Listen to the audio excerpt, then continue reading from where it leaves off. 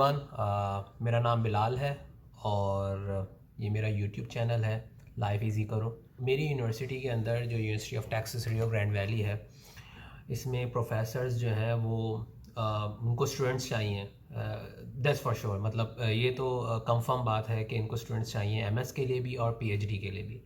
और यहाँ पे फंडिंग बहुत ज़्यादा है और उसकी मैंने वजह आपको पिछली जो मेरी वीडियो थी इसमें आपको बता चुका हूँ कि क्या रीज़न था कि जिसकी वजह से यहाँ पे जो है वो इतनी फंडिंग है।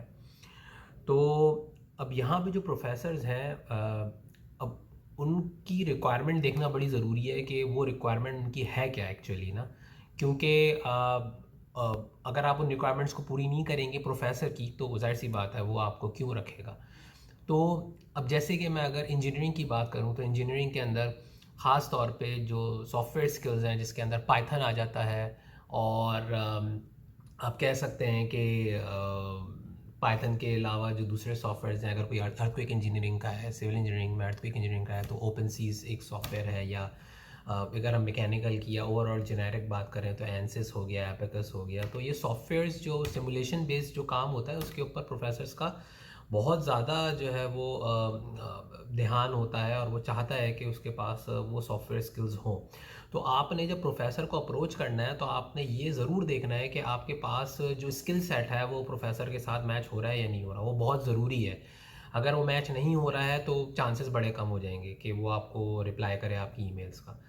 तो आप पहले ये देख लीजिए। और अगर आपके पास वो स्किल सेट नहीं है, मतलब फॉर एग्जांपल वो स्किल सेट आपके पास मौजूद नहीं है, तो कोई बात नहीं, आपके पास ऑनलाइन बहुत सारे प्लेटफॉर्म्स हैं, यूट्यूब जैसे मैं भी यूज़ कर रहा हूँ, तो आप वो प्लेटफॉर्म यूज़ कर सकते हैं और उन प्लेटफॉर्म्स के थ्रू जो है वो उसकी थोड़ी बेसिक ही इन्फॉर्मेशन, बेसिक ही आप नॉलेज ले लें तो जो है वो आपका काम आसान हो जाएगा और आप बता सकते हैं कि भाई मुझे बेसिक नॉलेज तो है एटलीस्ट इस टॉपिक के हवाले से।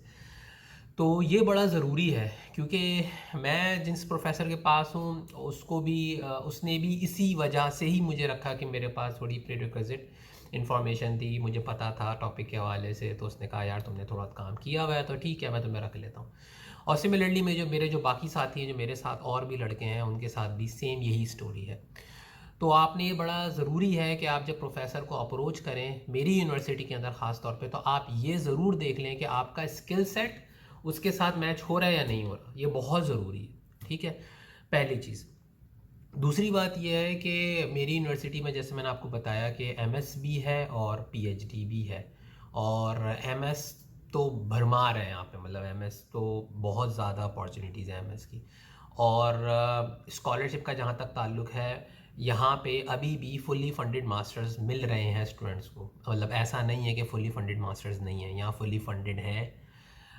मुझे फुल्ली फंडेड नहीं मिला इत्तेफाक से, क्योंकि मेरे डिपार्टमेंट ने फुल्ली फंडेड पिछले साल से तकरीबन ख़त्म कर दिया था और अब वो पार्शियल पे आ गए। तो ये डिपार्टमेंट टू डिपार्टमेंट वेरी करता है। अभी भी ऐसे स्टूडेंट्स हैं जो फुल्ली फंडेड मास्टर से मौजूद हैं, मुख्तलिफ डिपार्टमेंट्स में है वो इस वक्त। तो आप ट्राई करें, कोशिश करें, प्रोफेसर्स को इम्प्रेस करें। आप इम्प्रेस कर लेंगे तो आपके लिए फुली फंडेड, और अगर नहीं तो पार्शियली फंडेड, आप दोनों सूरतों में सर्वाइव कर जाएंगे इस यूनिवर्सिटी के अंदर और आपको एक तरह से मुफ्त की डिग्री मिल जाएगी। अच्छा, दूसरी बात ये कि जीआरई रिक्वायरमेंट्स मेरी यूनिवर्सिटी की सबसे मज़े की बात ये है कि अगर आप पीएचडी के लिए अप्लाई कर रहे हैं तो there is no GRE requirement. मतलब जीआरई तो आपको चाहिए ही नहीं पीएचडी के लिए ना, आपको ज़रूरत ही नहीं।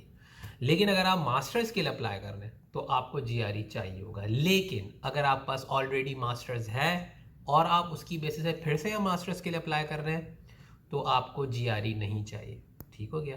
तो जो पीएचडी अभी ऑफर्स हो रहे हैं यहाँ पे और होने वाले हैं, उसकी मैं आपको अभी अपडेट दे देता हूँ। वो जो पीएचडीज़ हैं वो सारे के सारे जो है वो नो जीआरई रिक्वायरमेंट के ऊपर चल रहे हैं। ठीक है। अच्छा, अब जो रीसेंट अपडेट है मेरी यूनिवर्सिटी की, जो कि अभी तक किसी को नहीं पता, क्योंकि ये कहीं पे भी शेयर नहीं किया गया, क्योंकि ये एक इंटरनल इन्फॉर्मेशन है जो कि एक यहाँ पे प्रोग्राम हुआ और उसमें हमारे डीन ने अनाउंस कर दिया। तो वो ये है कि हम मेरी यूनिवर्सिटी के अंदर पीएचडी ऑफ़र हो रहा है, PhD in material science and engineering के हवाले से, और ये फॉल 2023 में स्टार्ट होगा, मतलब नेक्स्ट ईयर अगस्त से स्टार्ट होगा। तो आपके पास अभी बहुत ज़्यादा टाइम है। आप प्रोफेसर्स को अप्रोच करें, अभी से करें, उनको कन्विंस करें। और ये जो PhD in engineering and material science है, ये ओवरऑल पूरी इंजीनियरिंग को कवर कर रही है। तो आप किसी भी इंजीनियरिंग फील्ड के अंदर मौजूद हैं, आप उसके डिपार्टमेंट में जाएं मेरी यूनिवर्सिटी के, और प्रोफेसर को भाई बोले कि मुझे पीएचडी करना है और वो कहता है पीएचडी नहीं करवाना मुझे, तो आप मास्टर्स की बात करें। मास्टर हो सकता है आपको पार्शियली फंडेड दे दे या फुली फंडेड दे दे, ये तो आपकी किस्मत के ऊपर मतलब डिपेंड करता है। तो दूसरी एक और अपॉर्चुनिटी है जो कि यहाँ पे स्टार्ट होने वाली है, वो पीएचडी इन फिज़िक्स है और वो इस साल के अख्ताम पे, जो कि समझ लें दिसंबर के बाद जनवरी 1 को उसकी डेडलाइन है। तो आप पीएचडी इन फिज़िक्स के लिए अप्लाई कर सकते हो, फुल्ली फंडेड होगी।